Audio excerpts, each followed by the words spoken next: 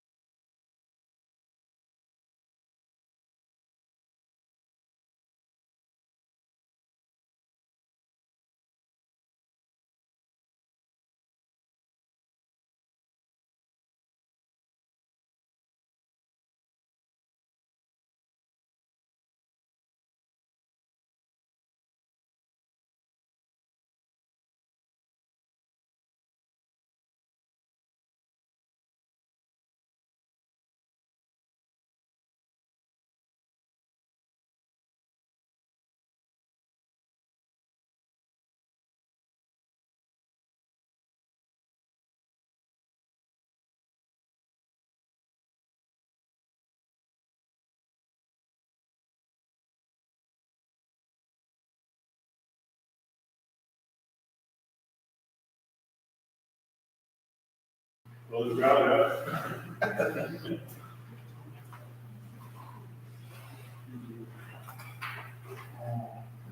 então, bom dia. Vamos tomar aqui nossas atividades do Worksho. Antes de eu passar a palavra para o Júlio, que vai coordenar a primeira atividade, eu vou só falar um pouquinho da programação de hoje. Então, nós temos 4 atividades, temos primeiro essa mesa.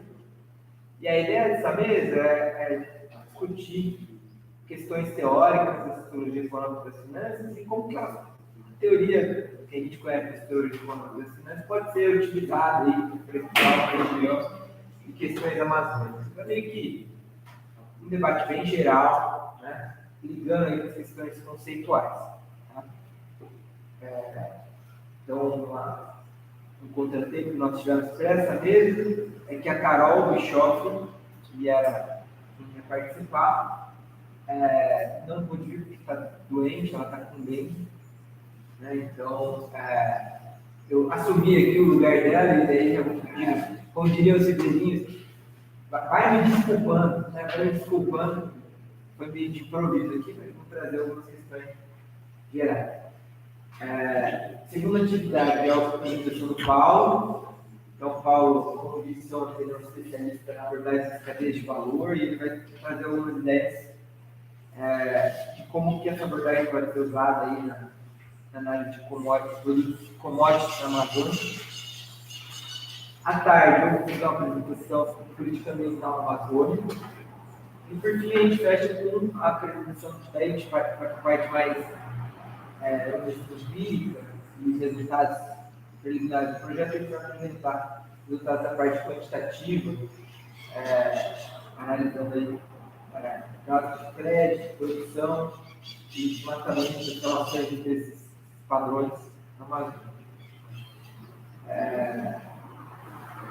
Então, a primeira atividade é em inglês. Tá?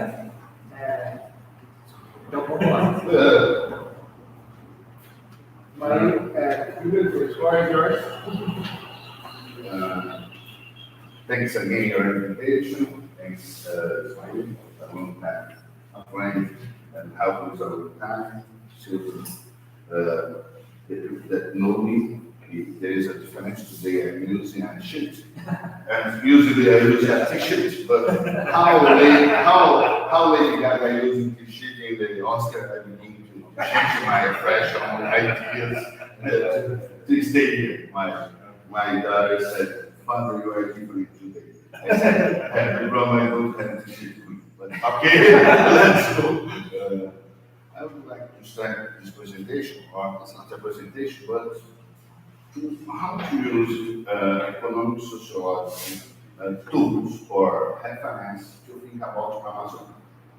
The first thing I need to do, we are three male white men that live very far from Amazonia, so it's a question about how to use tools about different areas, especially Amazon.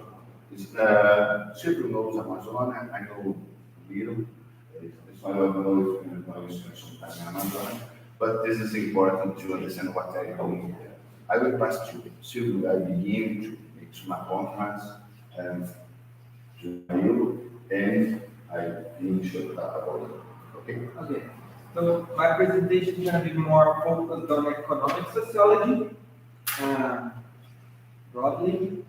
And some connections I see with the literature and what I've seen in the Amazon, and especially big supply chains like soy and cattle. So,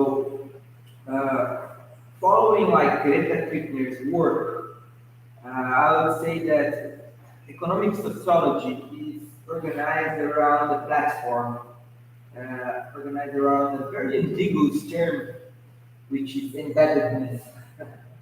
It's a very ambiguous term that gives us a kind of a baseline agreement of what we are, right?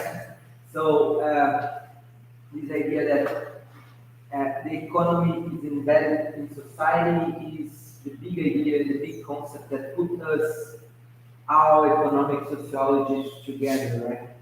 but the way we understand how society is connected to the economy is very different in the different approaches we have. Right? So I use this in my graduate class, so it's familiar for a student like Glauber. With the difference that we have like two foundational approaches. One that's derived from Polanyi's work, and the other one that's derived from Worksho work and social network analysis. So I will focus more on Polanyi's work, which is more my line of work, but I'll also comment a little bit on Worksho and net social network analysis, how you can apply that. So Polanyi's work was important for economic sociology because it developed this connection that, market is an ideology, and arranged economies are deemed as an ideology by Polanyi. So it was as a political movement, free markets in his analysis is political issue, and to create people believe that common sense tells us it's not a natural order. It's not something that you leave and it's going to self-arrange.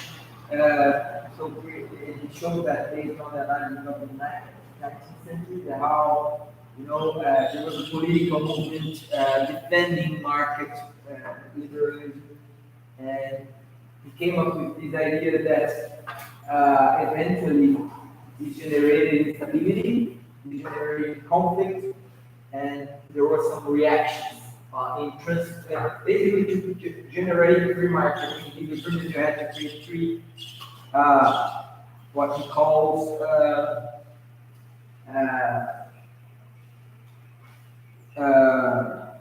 fictitious commodities, right?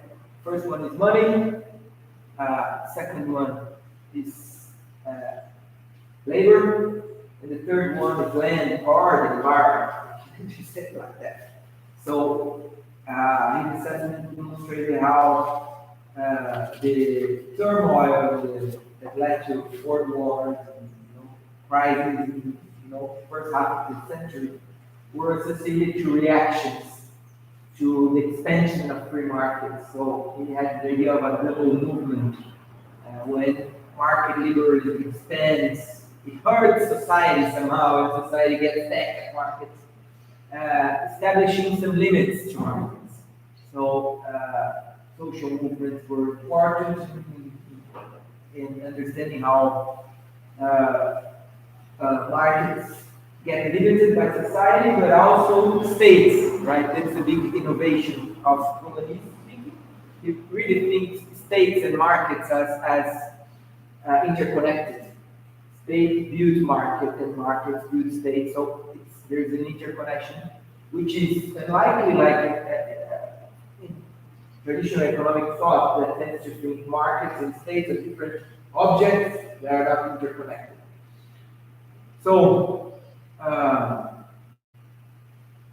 based on Polanyi's work, a lot has been developed in economic sociology. In contemporary economic sociology, we can think of authors like Leibniz and following the trace of Polanyi, because they tend to think state and markets as integrated and social movements and society is integrated. So the embeddedness here is the embeddedness of markets in states and markets in social movements. So values of society influence how markets work. And of course, state is quite important. So for example, Fixing has this idea that there's a set of institutional foundations for a market to work that are controlled somehow by the state or by private governance structure. So, for example, you can develop the idea that property rights are, a basic arrangement, institutional arrangement for a market to work. And I think here I'm going to start connecting it with Amazonia because one of the Amazonia can be seen in Brazilian intellectual tradition in human sciences as a frontier, right?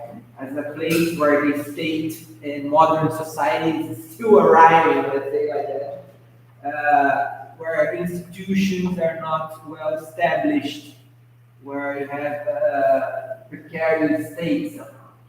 So there is a long tradition for understanding Amazonia like a frontier. And if you don't have the state structure, the institutional foundations for the state operating, you tend to have, for example, if you don't have property rights very well established, as we know, we don't have in Amazonia, right? Land grabbing is pervasive in a lot of places in Amazon. Very few farmers have the title that proves property of their lands. There is invasion of public lands all the time. So this land tenure issues is a big thing in the Amazon. It's a huge problem, like for the operation of the economy, and it's a basic institution that is lacking. Let's say like that. So I'm gonna speak a little bit in the afternoon. There is some. For example, it was not, it's a feature of places that are being colonized somehow. For example, like in California in the US, it was the same, right? The expansion of the US to the West was accompanied a process like that. But at some point, they were able to, close the frontier, organize property rights, organize basic institutions that define property, and they organize somehow the foundations of the market economy. In Amazonia, we're still doing that. So it's a big mess in terms of land tenure, fundiário, aspectos fundiários. So it's a big mess, and Brazilian government kind of one of the attempts to try to do it better was like Programa Terra Legal. Programa Terra Legal tried to regulate lands massively in Amazon. It faced a lot of criticism because the program was somehow too stimulated land grabbing and somehow to legalize illegal. There was a risk of legalizing illegal property. So I think that's a very important issue for the Amazon. If you think of markets like illegal timber extraction, you don't have basic problem is that you don't have the property defined. People invade areas that are public, there are conservation units, there are so property rights are not well established because you take resources out that are not in your land. Like that. Another big solution the government had and that had really great impact over the last decades over this issue of property rights was the creation of conservation units. Because when you create a conservation unit, the ambiguities and the uncertainties regarding land tenure are somehow resolved in a region. So when you create a indigenous land, when you create a national park or any kind of conservation unit, this is that, you put signs, this is public land, this is a protected area. So what you do with that, you take out the land of the market, of the illegal market. You take this and then you control the expansion of deforestation by establishing a conservation unit. So it's not like that conservation units are important because, of course, there is a governance structure you implement when you put a conservation unit because you're going to have some public servants look at the areas, go in there eventually. But one big thing, one big impact of conservation units is that you take the land out of the illegal market. So you kind of order the mass, the institutional mass related to legal markets for land, which is a very important legal market that we don't understand very well. So land markets are really one basic market that we should, and I know very few research about that, and that's why we invited Sergio because on Thursday he's going to be here presenting his research on the internationalization of land markets. So it's going to be interesting to hear that. So another big thing that, when you don't have a structured state institutional foundation for the operation of markets is like that flicks and identify the rules of exchange, right? So rules of exchange is rules of commerce, right? For example, I see that, and when rules of commerce get structured, the market arrangements are enabled. So that happened, for example, in cattle raising markets in the Amazon. In the Amazon, since 10 years ago, there was a big thing with sanitation problems, right? All over Brazil.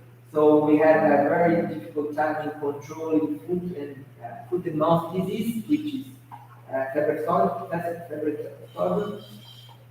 because we didn't have a structure of sanitation control in cattle raising. So and the farms in the Amazon was that we were not able to export cattle, processed cattle, and even in the south of Brazil, we were not able to export cattle. So what we've seen over the last decade was these institutions started working. Sanitation advanced a lot in Brazil. So it started with the south, the food and mouth disease controlled in the south and southeast. What happened when that occurred? The south plants started exporting more. So they started exporting, and because they started exporting, there was there was a space in the southern market for buying the Amazon beef. So the Amazon beef came to the south, and there was an increase in cattle ranching. But now, like from 9 states of the Amazon, 6 of them are able to control sanitation problems with food and mouth disease, and they are able to export. So sanitation problems are resolved all over the Amazon.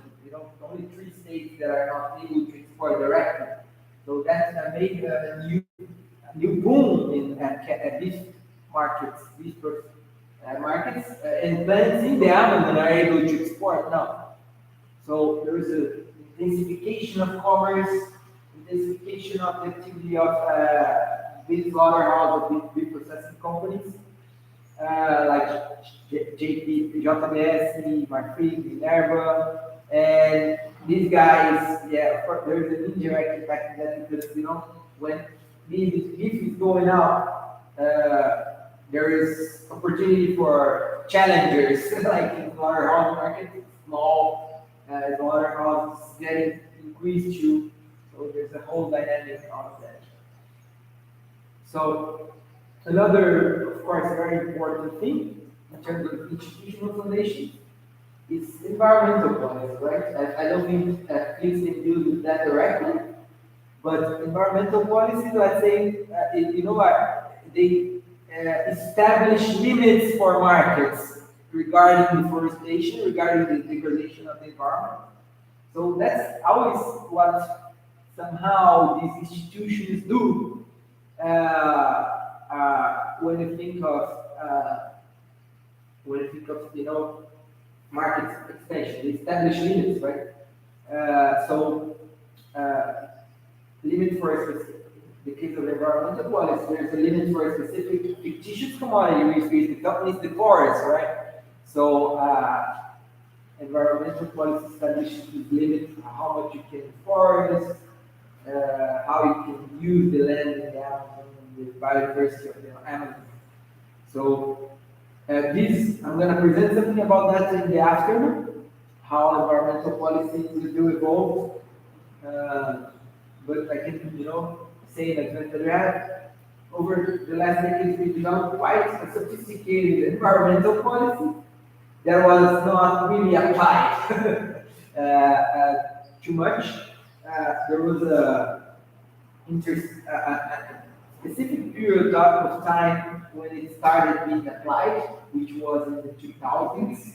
Lula's government, there was a big plan to contain deforestation. It was pretty much basically in applying environmental policy. The laws of created previous decades had to be started being applied. Of course, this is not. We don't know if that ended well, but that was definitely one of the reasons. It was the reaction of a lot of the elites in the region, which started supporting the far right because, of course, there was an arrangement, informal market arrangement operated with established environmental policy. Everything got disorganized. There's a sense of crisis. Elites get really messed.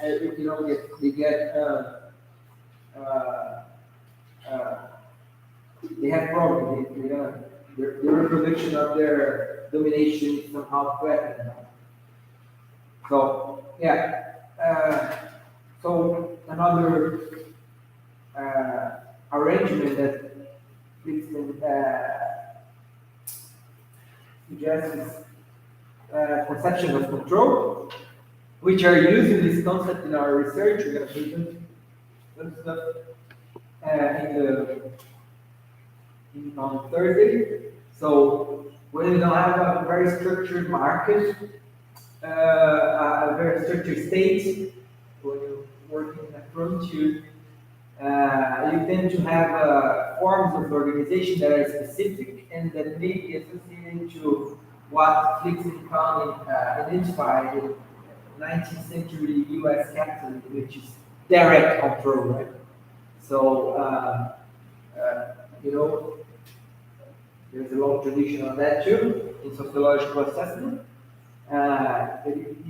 Markets get organized through violence, through arrangements, non-competitive arrangements, and that's a nice concept to understand in legal markets. I would say, like legal timber extraction.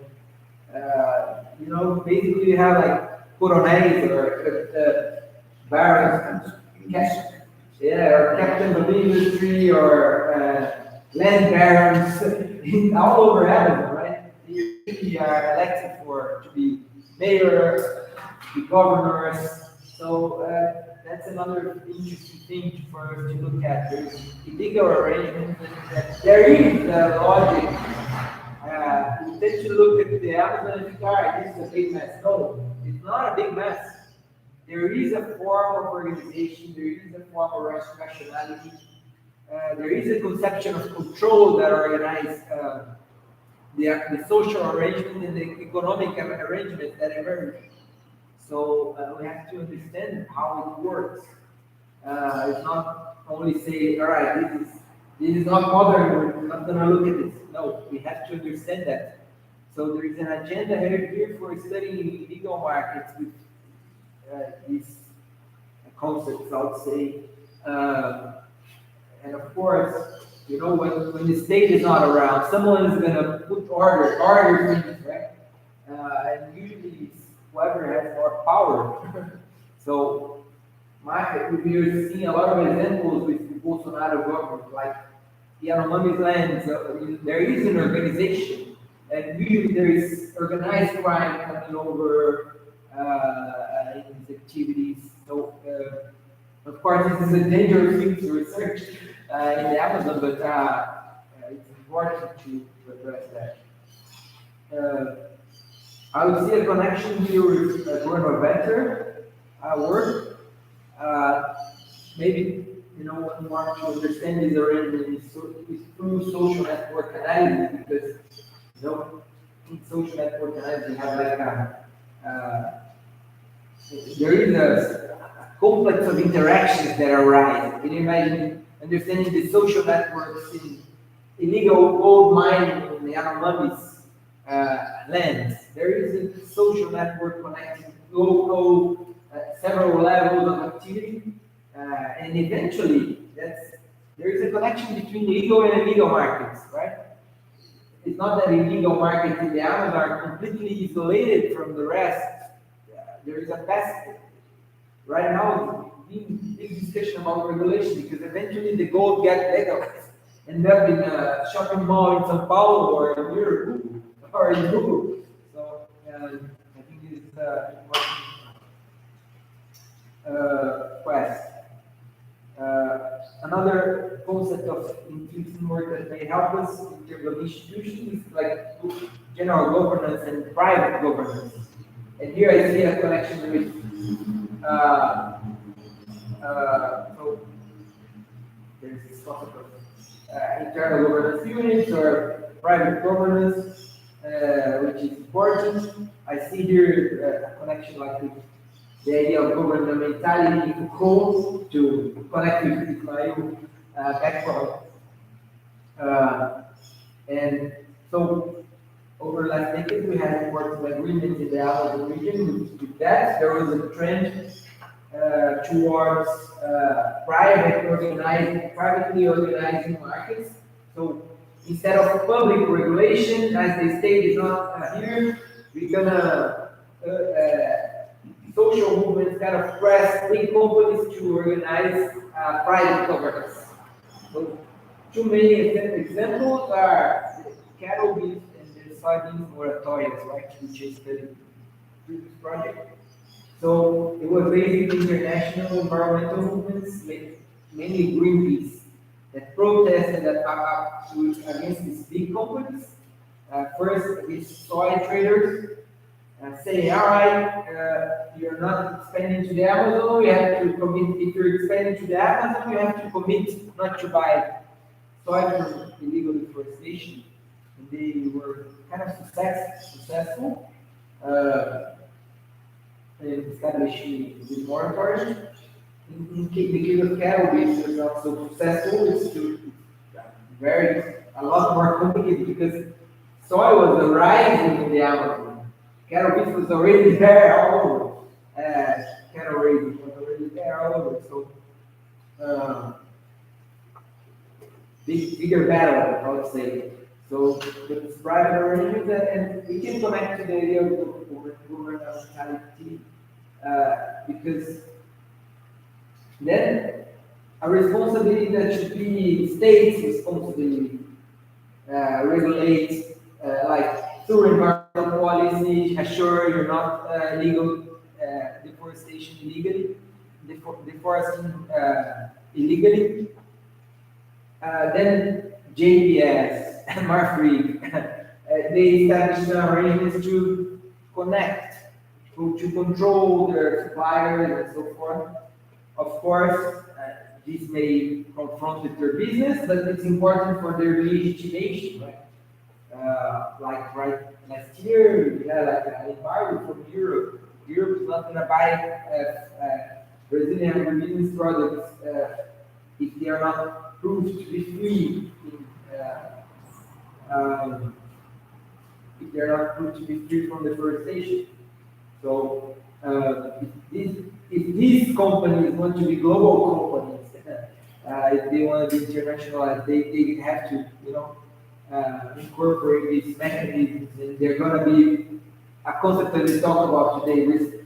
made accountable, right? They have to be responsible, powerful and responsible together.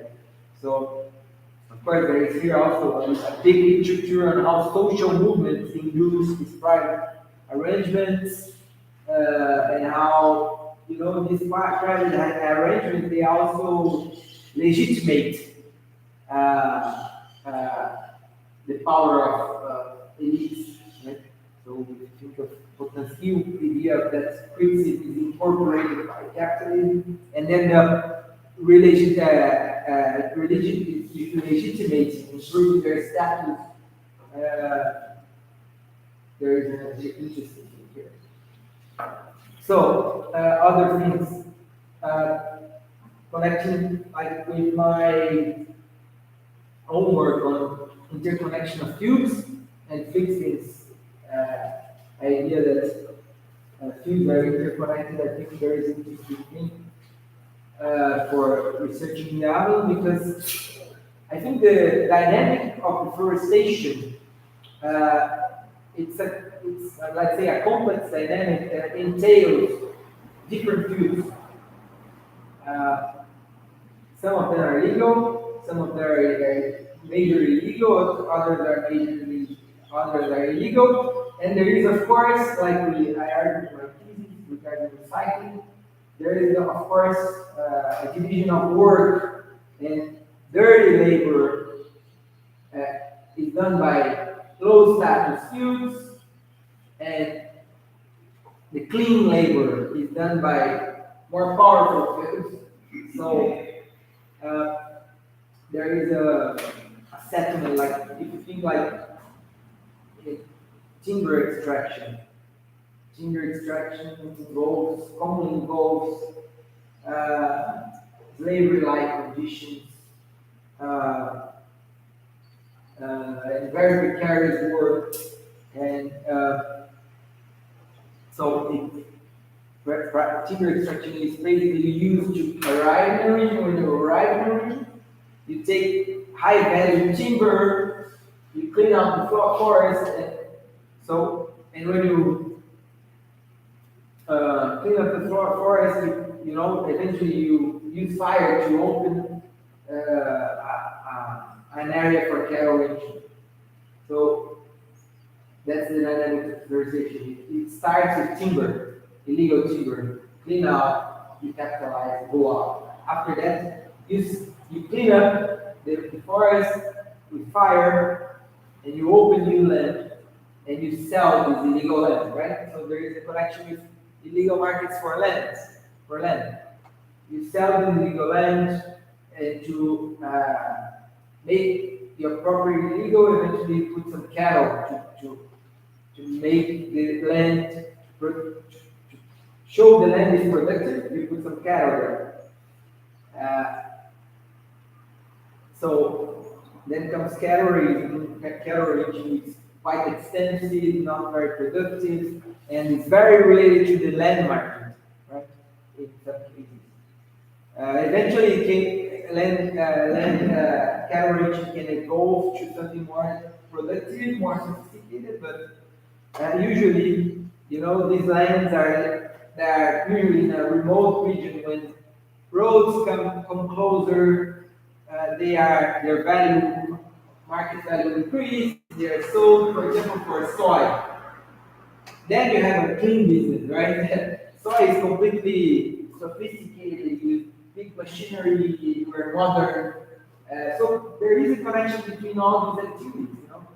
The dynamic of deforestation evolves, and it starts with dirty work and end up with clean work. Eventually, that land is going to be used for something else. So there's a relation, interconnection between these fields, and, you know, dirty work is done by those type of fields. And of course, if you look at the type of people that are in each of these fields, you're gonna see, like, in precarious spaces, you're gonna see labor-like conditions. On the other hand, you're gonna see, you know, employees in soy farms. On one hand, you're gonna have a barren of region. On the other hand, you're gonna see magic.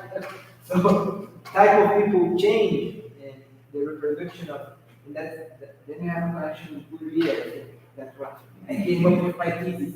And when you look at individuals, you have to consider Bouvier because there are different types of people in each of these markets, and you can differentiate these kind of people according to their cultural capital and to their, of course, their economic capital too, but cultural capital is very important.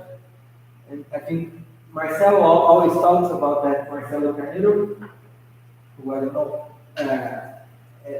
there is an agenda for studying cultural capital now, because, for example, he always mentions the case of Paragominas, where he thinks there is a more cultural capital intensive elite. So when the elites tend to get more cultural capital, they tend to use moralities to legitimate. So they started being create sustainable farms. They incorporate criticism, and they start being more sexy, let's say like that, sustainable initiatives and so forth. Yeah. There is, of course, a connection with legal market literature and other areas. But I think I'm going to stop here. I already talked.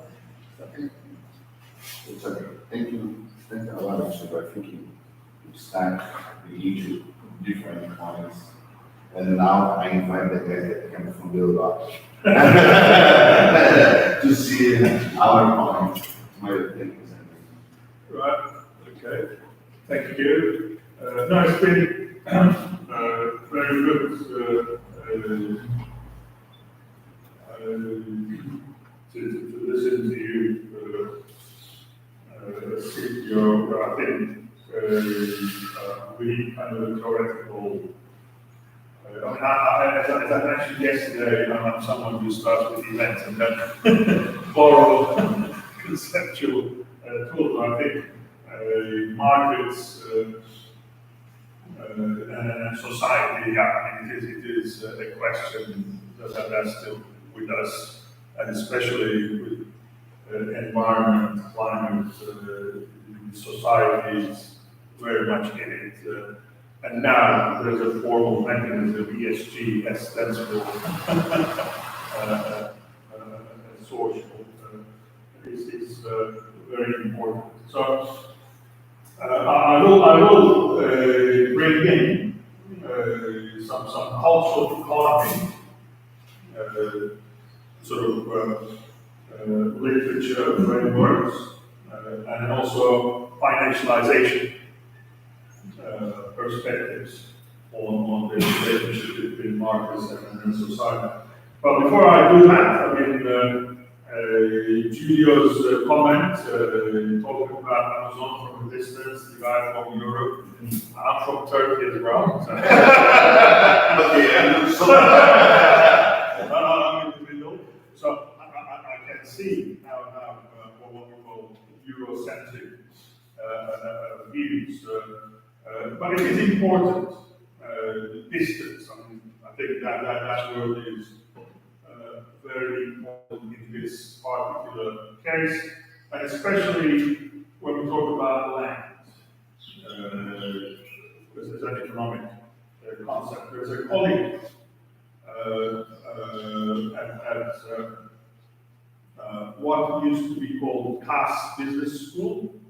CAS was the name of a slave owner, so they changed the name. You know, after COVID, in England, they are changing the names of institutions, and museums are giving back things to where they come from. It's not called Bayes Business School, but he's been doing work, and he is of Indian origin, so he knows in India as well, land is important, and he's doing a very good work in Canada, because in Canada too, with the indigenous people, ownership of land, So they're doing very interesting work on this concept of land ownership of land in the environmental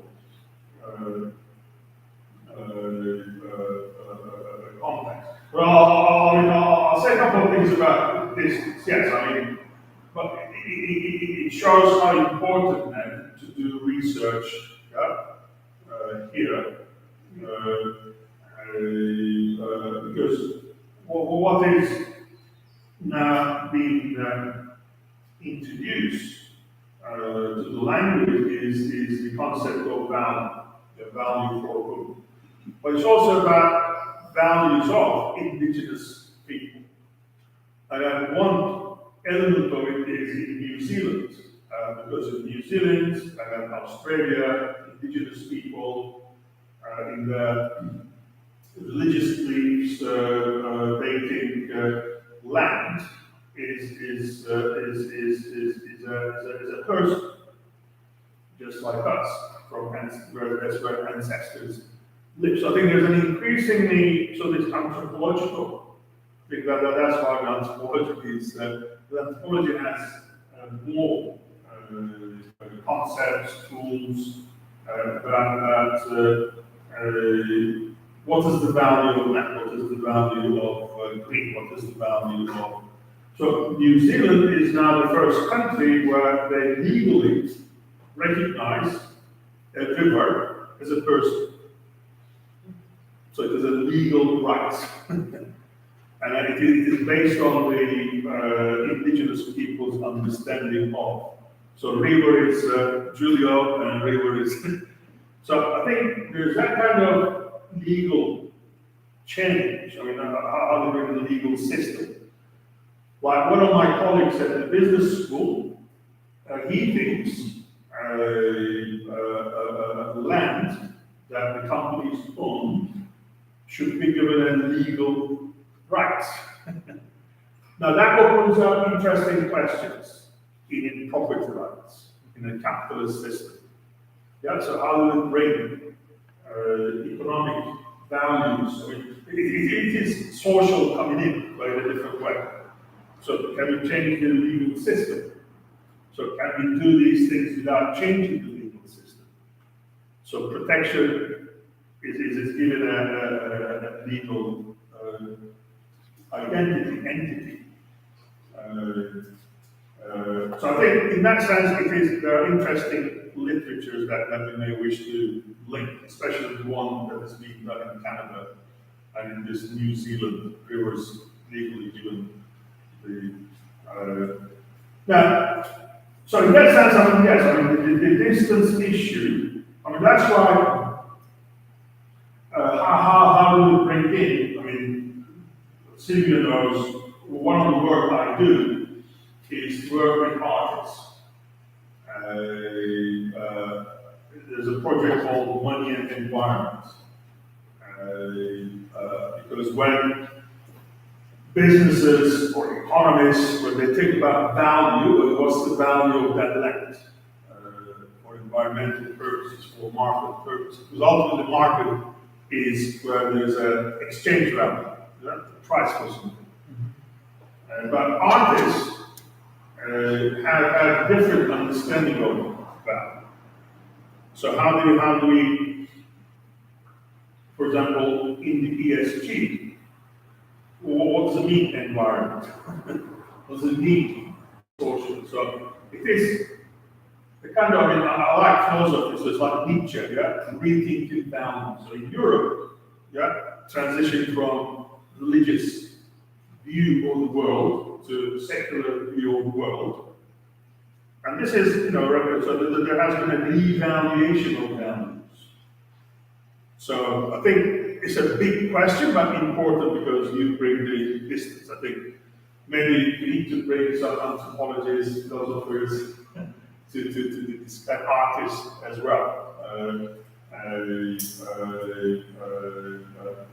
Because they bring, and their work is not purely artistic. I mean, these are new generation of artists who intervene economically.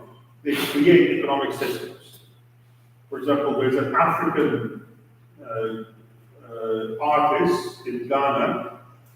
He buys infrastructure, planes, builds roads by selling his work. And his work is what he does, creating infrastructure. But anyway, I'm coming to the point that Werner Herzog, I don't know if you are familiar with his work. Herzog is a German filmmaker.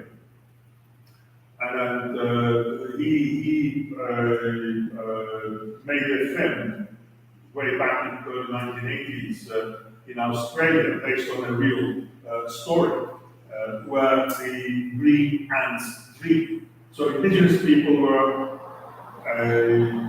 protesting against an Australian mining company because you cannot have a mine here because this is where green ants come and drink. It is a sacred value for us. Now, obviously, these things can look exotic, but I'm sure there are implications of. But it's a German guy who worked with the local indigenous people, made a movie on this. So I think there can be collaborations. And then they fell out. The indigenous people said, "Oh, you're making a nation for yourself." I mean, it's natural. But he also made a new film because he called Salt and Fire. It is called Echo film. So a group of terrorists they kidnap United Nations scientists, climate scientists, and they bring to the film was made in Chile, but it is an area that was a lake that disappeared because of chemicals used by the companies. And a CEO of the company,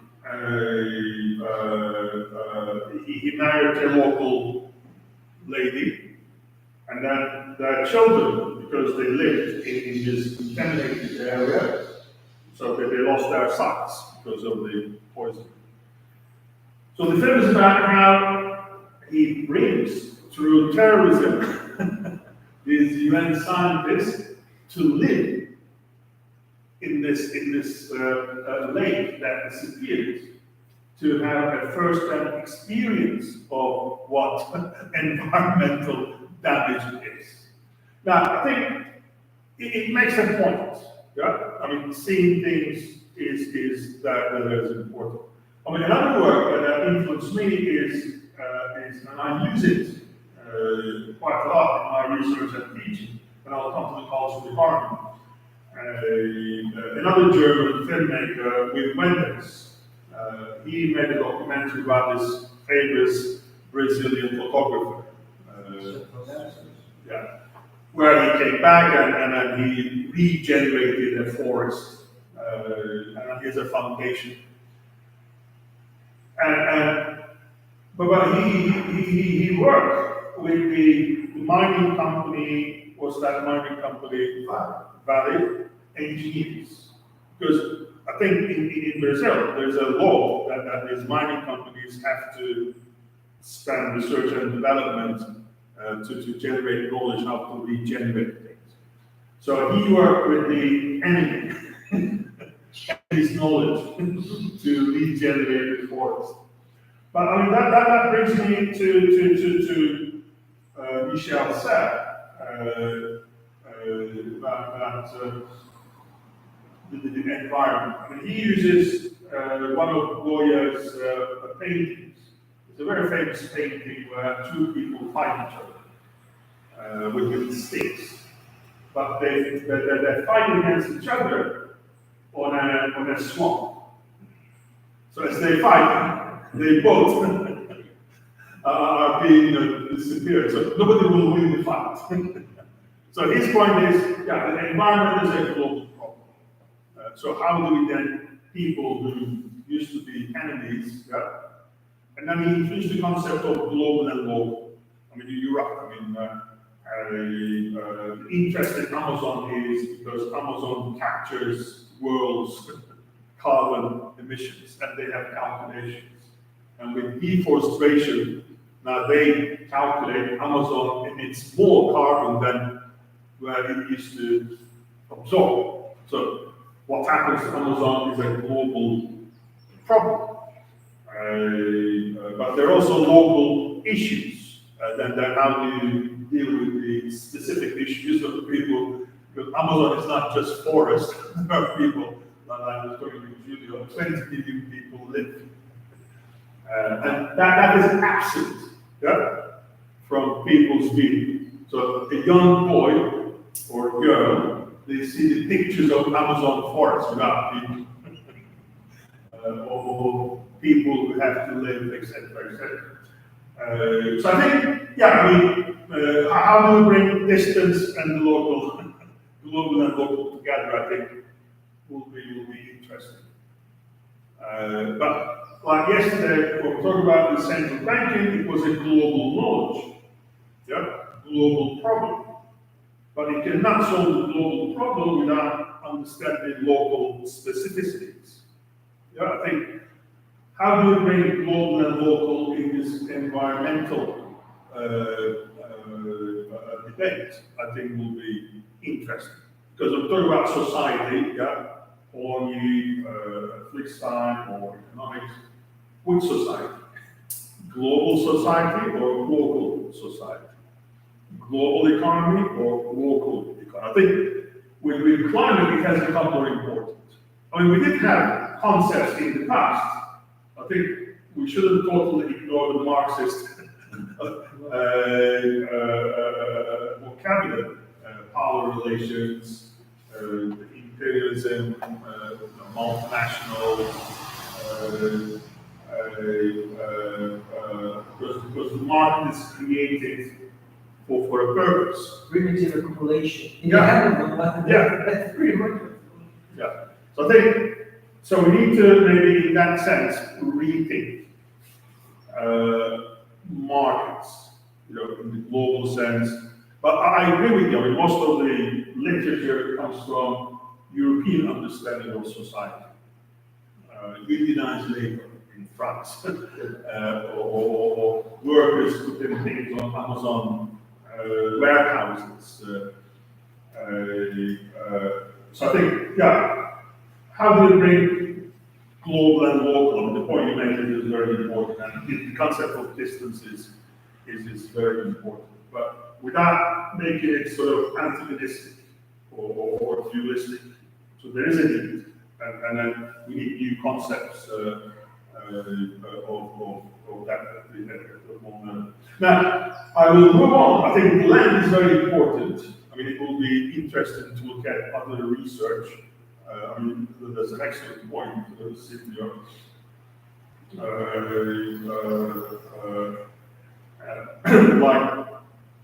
I talk with companies in Manchester, because at the business school we had to teach ESG reporting, etc.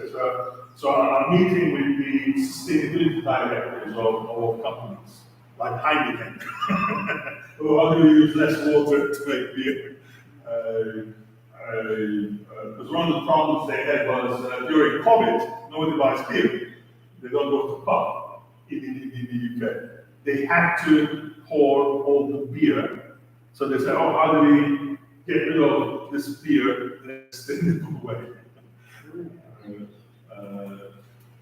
But one of the companies is a water utility. So on their accounting, they start to use a concept of natural capital. I think maybe that's something with land and capital. Because capital is always understood as monetary capital by a company. What is your capital? My machines, the market price of my land. But now, just as the water utility, we sell water, and then we get the water from natural environment that we don't own. that they own the distribution systems, but they don't own the reservoir. They don't own the land. If they own the reservoir, they don't own where the water, in England, they have this very sophisticated reservoir systems, rainwater, but it rains all the time, so how do you keep it? So the water cannot come to the reservoir if it doesn't flow through hills, i.e. land that they don't own. So they started to introduce this concept of natural capital. How do we build on our balance sheet? Now, is it because they are good? No, because he's a sustainability director, he has to do something. Because the CEO, Chief Financial Officer, they're in a different world, and this guy increasingly is gaining importance in the company. So he recruits more people, he has to do more reporting. So I think these incidental things sometimes can be quite interesting. Because now sustainability directors, all of a sudden, they are very important people. I mean, I talked to them and said, oh, we used to have an office in the basement next to the elevator. And now this Chief Financial Officer keeps coming down to my office, asking me questions. Oh, these investors are asking me questions about, what is our supply chain? Are we employing slaves? So instead of the CFO coming down all the time, they move his office next to the CFO. So it's a nice office, and says, oh, I need to have more people to work for me, etc., etc. So I think, the concept of change as well. Flickstein talks about how these control changes from industrial to financial. So conceptually, I think that will be interesting. This is the paper we'll talk about tomorrow that we've done on ESG indices. Yeah, Thursday, sorry. Is there a new kind of governance? Because governance is important. Can ESG really genuinely change the governance so that the value is put on something that didn't do before? Can BlackRock really change the meat companies they say they will, but will they really change it? So I think, we should be open to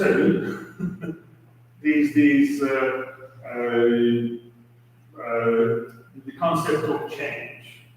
Is it really stakeholder value to, is it going to be the next governance mechanism? I think that's where the cultural economy comes in. I think in this research, the narrative. Like we have a lot of talk about greenwashing. Yeah?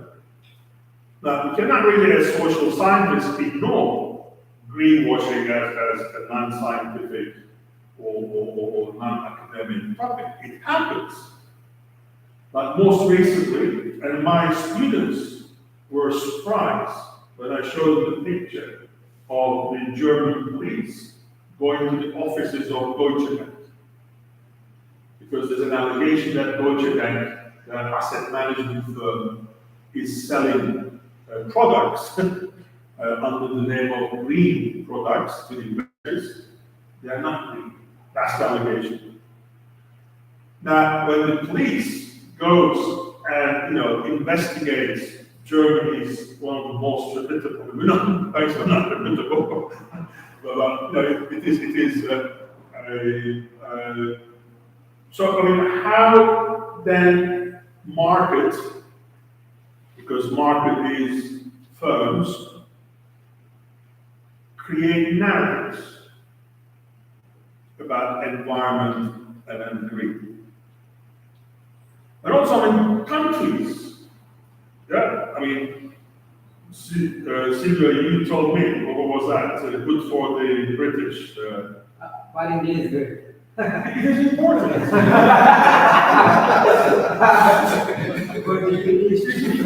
very important. I mean, Decentralized. yeah. Decentralized. Yeah. So, I mean, I'm sure that the guys at the central bank in Brazil, so they're talking about these green things, but our problems are different. And they say, oh, we'll do lots of social and environmental checks on banks and all the rest of it. So I think, yeah, I mean, we need to, and that's what cultural economy is, how narratives play a role in markets.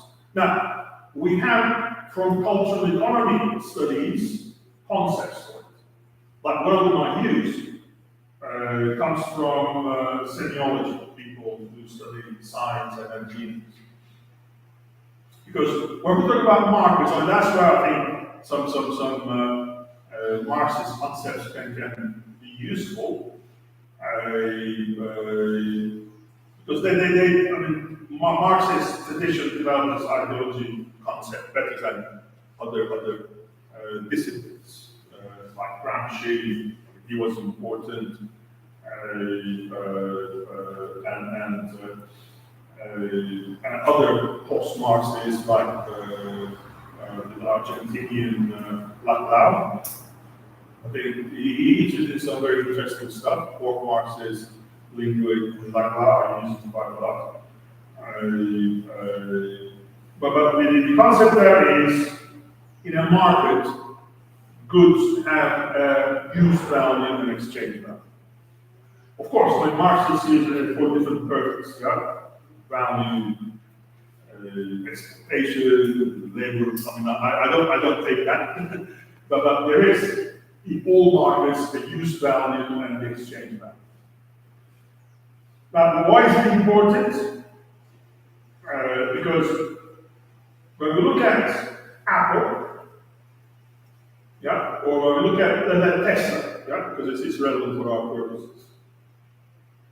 I'm working on a paper on Tesla at the moment.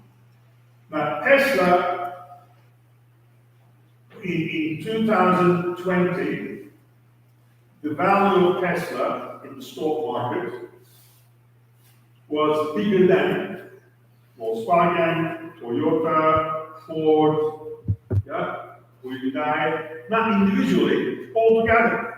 So that's the exchange value of Tesla. Cars. Okay. So how come, yeah, a company that has a market share of less than 1%, so it's not monopoly, it's not oligopoly, has a value which is more than all of the car, because there's a narrative.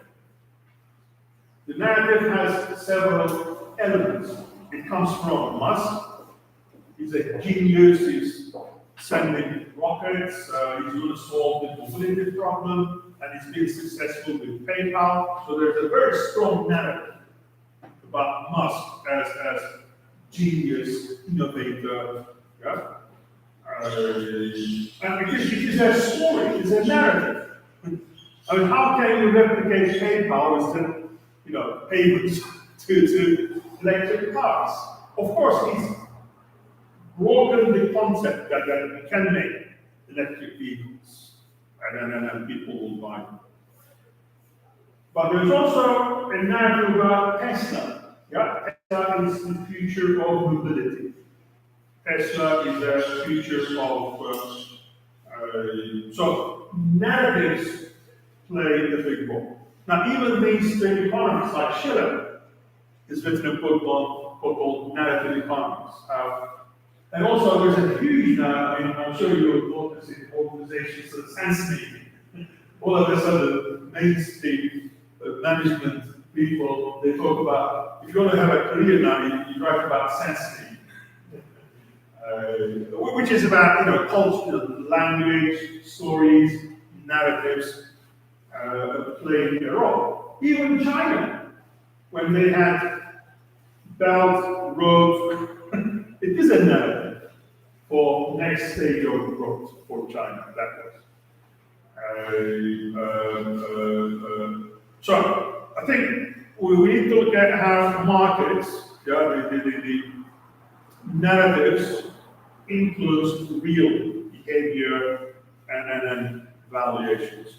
For example, one of the high capitalized food companies is Oatly. Oatly is a Swedish company. You know, when you go to Starbucks now, they say, do you want milk, oat milk, almond milk? That's what they do. But they capitalize, they monetize, and Oatly has a narrative. Oatly is the company for the future where plant-based food. You go to McDonald's, they sell you plant-based beef. Right? So I think the narrative, how companies represent themselves, how those markets value companies, I think that's something that's missing on economic sociology, that cultural economy literature has brought in. Can you change environmental climate issues without narrative? I mean, like the work we do is ESG indices is a narrative. Of course, it's a mixture of two things. I mean, there's a reality, there's a narrative. But ESG index tells you, where to invest. But it's a narrative. It is the loss of different indices. Indices are linguistic expression of what is good. So I think cultural economy is interesting in that sense. Because it creates a value, exchange value for use value.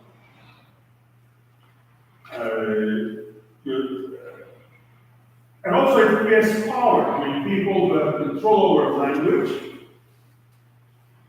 they have the power as well. Like Mark Carney has a power. I mean, that's the cultural capital kind of thing, but it comes from creating a language, a discourse for the thing as well. So markets are not just mechanisms that are based on use value, production. They're also mechanisms where use value and exchange value can create complexity. And that's where financialization comes in. Because Tesla wouldn't have that value if you don't have these big funds, pension funds, ETFs. I mean, the reason why there are colleagues who study indices in Germany, because when Tesla reached a value of 600 billion, it has to be automatically included S&P 500.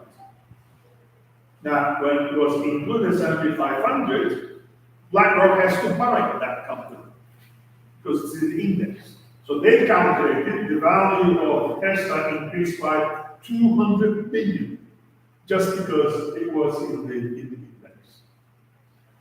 So financialization then how funds operate, how stock markets operate, i.e. financial markets, is important. And I think we need to talk about markets and we need to make this relationship between productive market and financial markets. Because I think, again, financial markets are understudied. And that's financialization literature. So how do we bring this complexity of society and markets when we have financial markets, financialization, creates a different kind of relationship between exchange value and use value, and its implications for the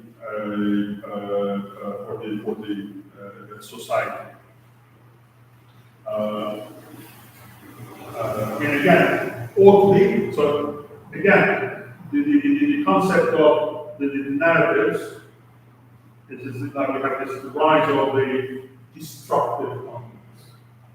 So I'm sure the clever Brazilian guys who go to Harvard, they'll come and set up a company here. We are a destructive company. You don't call yourself destructive. Your value doesn't go up. But that's the language that sells them. You've got to be destructive. So Patagonia is a destructive company. Of course, I mean, yeah, they have a narrative.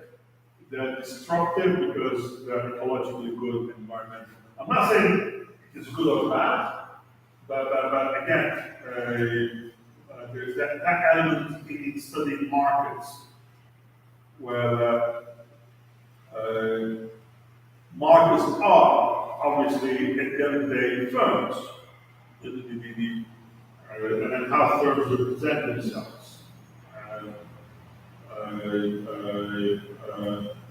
Like Oakley, Patagonia, in business schools that are used as a case study as destructive companies. So I think when we talk about beef as well, I mean, I eat beef. I come from Turkey, we eat lamb. Not beef. But in my family, yeah, this year, we went to a restaurant. So it is me, my wife, my younger son and elder son, and their girlfriends. I am the only one who ate meat. My wife, she was vegetarian, she decided to go vegan. It's a New Year resolution. My younger son's girlfriend, she's vegan. She, it's not a religion, she's vegan. And then my son, because he likes cooking, he started to cook vegan apple pies, cheesecake. So he's gonna be vegan because he wants to, he likes her. My elder son, he's okay, but his girlfriend has allergy, and the doctor said, "Oh, you should go vegan." So he started eating vegan as well because he wants to keep fit and all the rest of it. So when I ordered duck, I felt guilty. But our choice of the restaurant, yeah, depended on which restaurant would sell vegan food. Now, this could be a consumer, because we did have it with tobacco. Because I come from Turkey, yeah? Like Turkey's elites, the primitive capitalists, were tobacco exporters, like the beef exporters.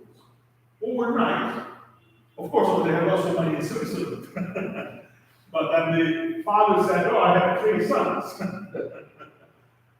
How are they going to make money? But Turkey's tobacco exports declined. Tobacco farmers suffered as a result. So there is that kind of probability, yeah. I mean, if the consumer trends change, what will happen to the beef? Of course, the Chinese will continue to eat, and that's the issue. But like the tobacco exporters, they start to sell to China and Russia because they started to smoke cigarettes, but it wasn't at the same value. So I think this idea of destructive companies, destructive innovation. I mean, like one of my students in the US, she works for a company. They create protein from non-meat. So there's a huge research and development. I'm sure you heard about meat being produced in labs. And then again, we have an example. I mean, the Dutch, it's a small country. Yeah? They always have to make money. Holland is the biggest exporter of onions. Biggest exporter of onions. They are the biggest exporter of tomatoes in green. So the Dutch and the Spanish, they don't sell, they don't make as much money.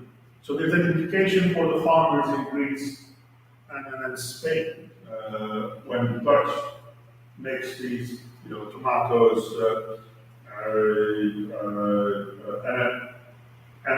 then with the climate change, the Spanish farmers couldn't produce enough tomatoes, but the Dutch continue to produce tomatoes because it's in greenhouses. So I think, it will be interesting to look at the distributional consequences are there any destructive issues and how it influences labor relations, the stock markets, because financialization favors destruction. So you're more likely to get capital if you have a narrative that you are disrupting and you are doing plant-based stuff, rather than beef that causes deforestation. But anyway, so it's basically, I'm talking about the complications of this concept of market and then society with insights from cultural economy and then financialization of financial markets.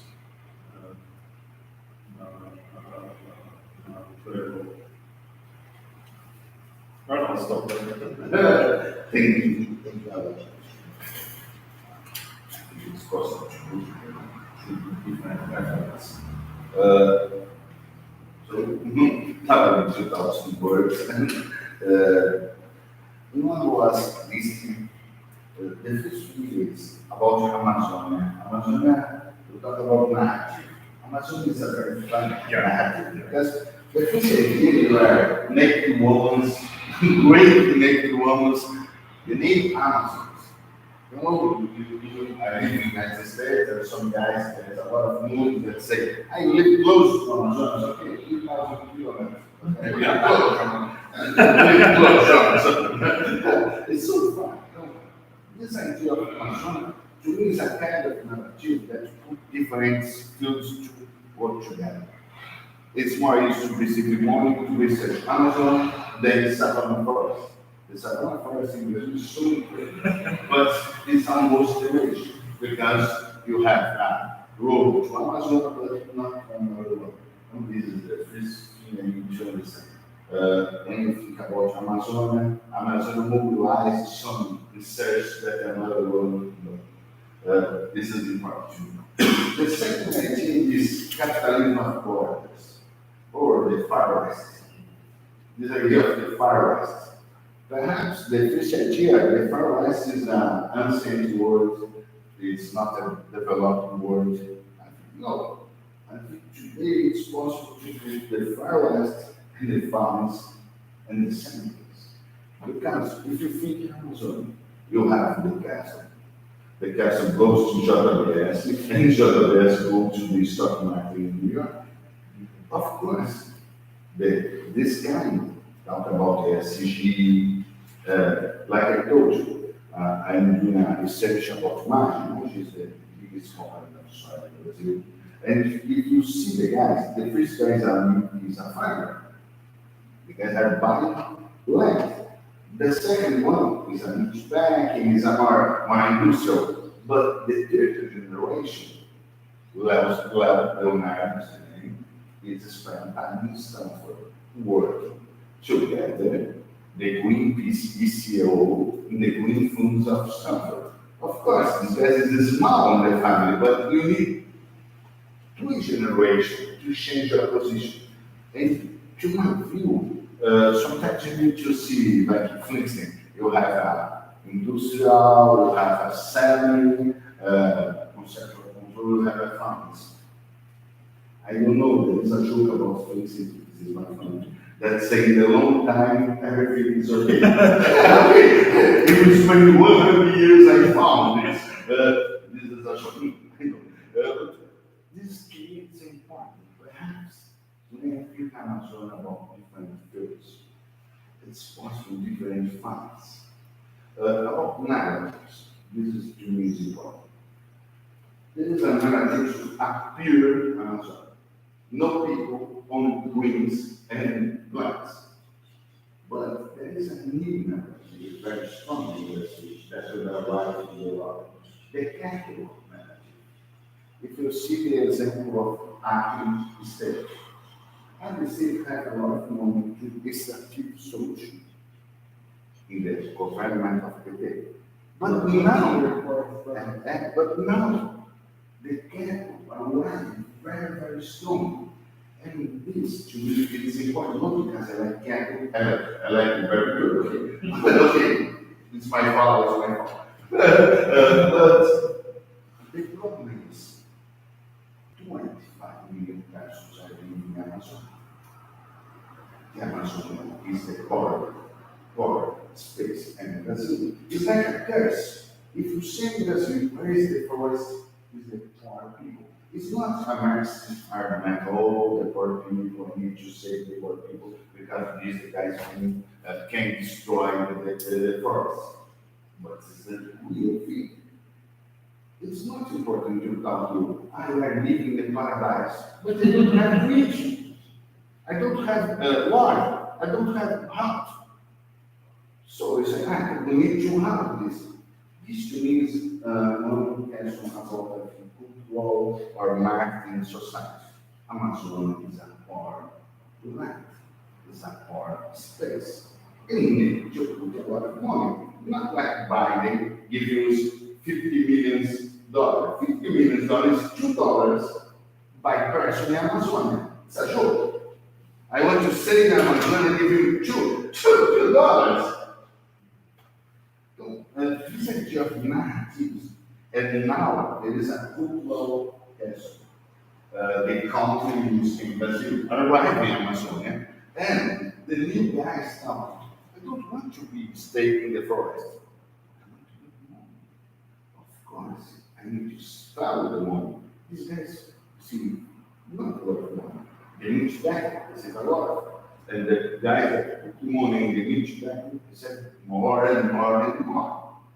So, to me, I think these different fields are connected and are transported by international questions and by finance questions. One person I like a lot, right, is this way.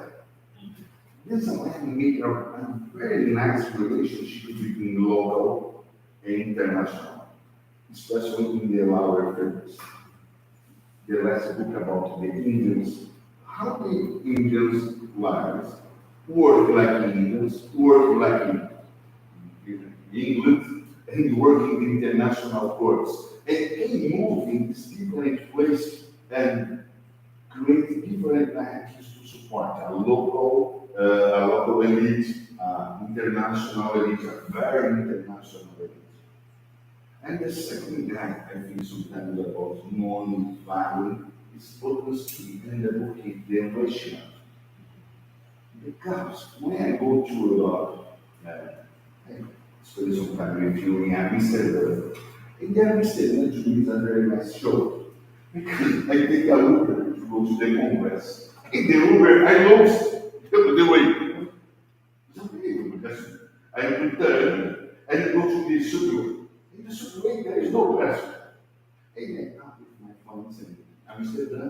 In Amsterdam, the guys are down. The guy said, oh, Uber doesn't work over here. Because the guys have a lot of money. The guys have public transportation. Some guys, not the peripheral people. The way this, my friend, these guys use a bicycle, live in Amsterdam, But where's the plantation from the Dutch guy? In Indonesia. This to me is, I guess, really important. Okay, it is a very low chain. It's possible to put narco market, informal market, regular market, and finance to disposable. Another question we don't talk about is I have students that we need to understand the new ways to solve problems about finance. The climate problems.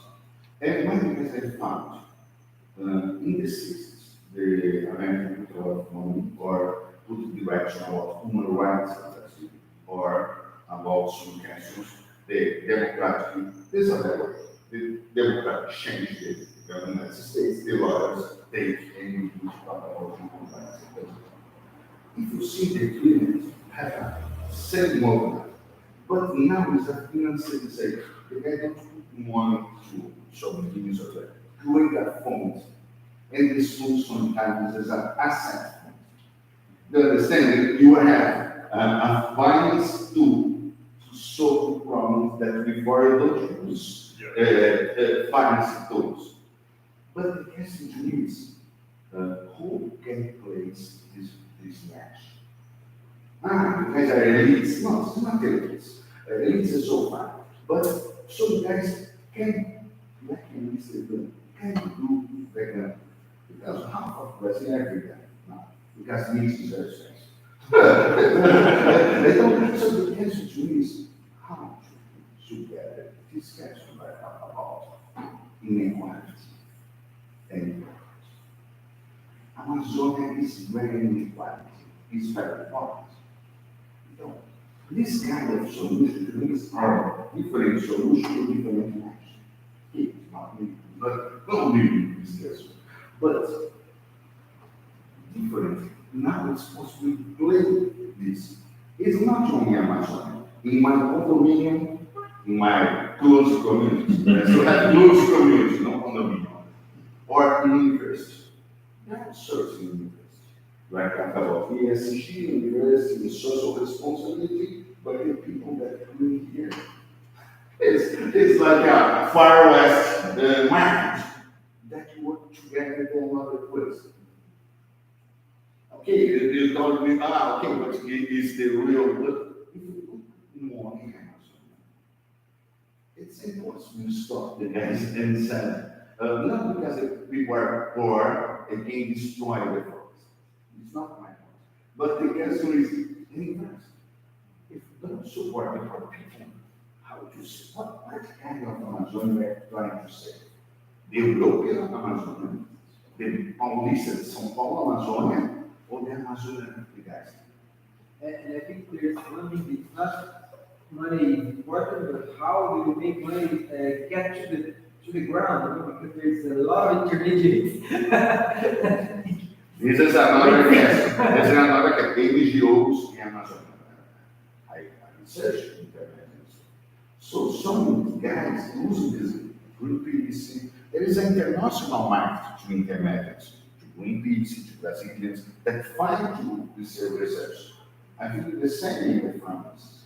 The guys of the central bank fight against the another guys of the central bank using the Amazon, using the kind of tools or labels. But more guys that talk about the same language. I need to win. This to me is not so difficult. But in the same time, it's very easy to see far west markets work with most important index finance tools to make. Like I said, how many people don't work in Amsterdam? Or why do we go 7 o'clock? Where's the workers? What is the workers? The workers doesn't stay in Amsterdam. So the position of Amsterdam about meat, food, mobility, it's part of Uber is going very well in Brazil. Because I don't know the money of Uber go to Amsterdam and after go to United States. Então, if you see the Amazon guys, it's like they drive Uber in some cars. The guys working in the very precarious work, but in the center, the guys I go to the museum in Amsterdam, they have some signs. This not represent what they do because they easy company do a lot of mistakes. Okay, but give me money back. Okay, you guys give me a lot of mistakes, but where's my money? This is a question about international and finance. Sometimes to me, finance international is so close to a specific account from some guys, some different finance, and these top lines, of course, you are arriving here. But how arrive, how to understand this, to me is a question. Take your attention. Are you working in pencils? Maybe, No, you can't discuss it both ways. maybe we can have go for a coffee break, and then we discuss around. And speak Portuguese. Yeah, we can. You can't translate. So we can. Okay. And informally. All right.